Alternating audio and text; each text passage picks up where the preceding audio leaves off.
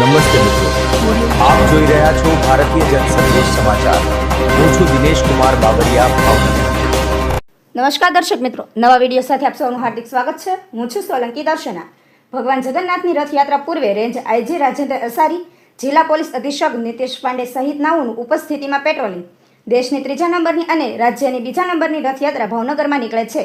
ત્યારે રથયાત્રાના દિવસે શહેરમાં કોઈ અનિચ્છનીય બનાવ ન બને અને કાયદો અને વ્યવસ્થા જળવાઈ રહે તેવા હેતુથી પોલીસ બની એલર્ટ. શહેરના ચાવડી ગેટથી શરૂ કરી હલુરિયા સુધી પોલીસના મોટા કાફલા સાથે મેગા પેટ્રોલિંગ કરાઈ.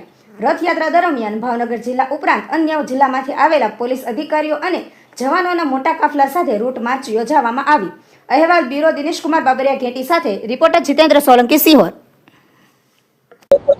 41મી ભગવાન જગન્નાથજીની રથયાત્રા ભાવનગર શહેરમાં નીકળનાર છે, ત્યારે ભાવનગર જિલ્લા પોલીસ અને વહીવટી તંત્ર દ્વારા સુરક્ષાને ધ્યાનમાં રાખી અને ચુસ્ત બંદોબસ્તની ગોઠવણી કરી છે.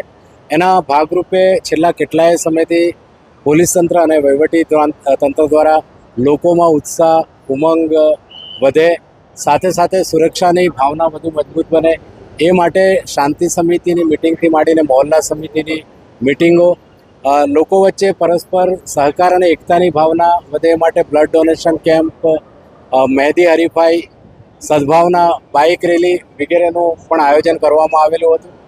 આજે 14 તારીખ છે, ત્યારે સમગ્ર વિસ્તારની અંદર એક મેગા ફ્લેગ માર્ચનું આયોજન કરવામાં આવ્યું હતું. જિલ્લાના કલેક્ટરશ્રી, એસપીશ્રી અને અહીંયા ફાળવવામાં આવેલો તમામ બંદોબસ્ત આ ફ્લેગ માર્ચમાં જોડાયેલો છે. સુરક્ષાની વાત કરીએ તો અધિકારીઓ સહિત લગભગ 3000 જેટલા પોલીસ કર્મચારીઓ બંદોબસ્તમાં છે.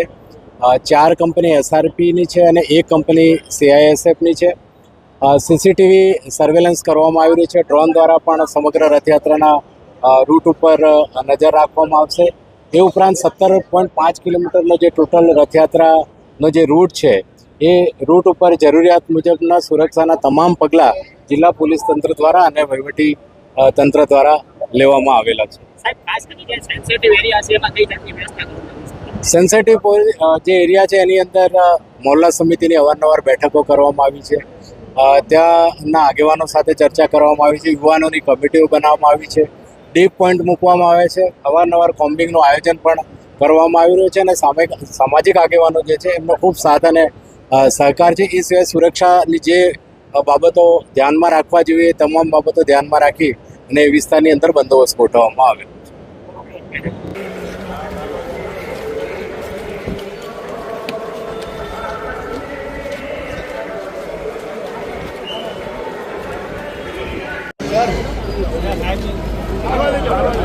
હાલવા દો ભાઈ, આ સાઈડ લઈ